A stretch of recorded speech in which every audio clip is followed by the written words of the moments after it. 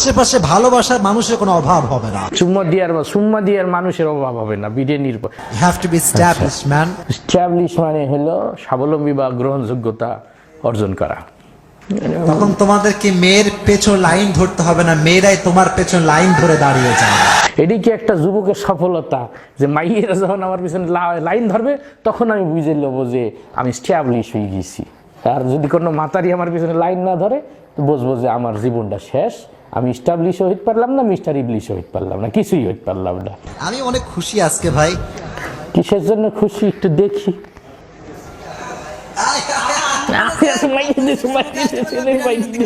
আচ্ছা আচ্ছা, মাশাআল্লাহ। ওকে ওকে ওকে, সাইডে দে উত্তেজিত হয়ে গেলাম, সাইডে দে।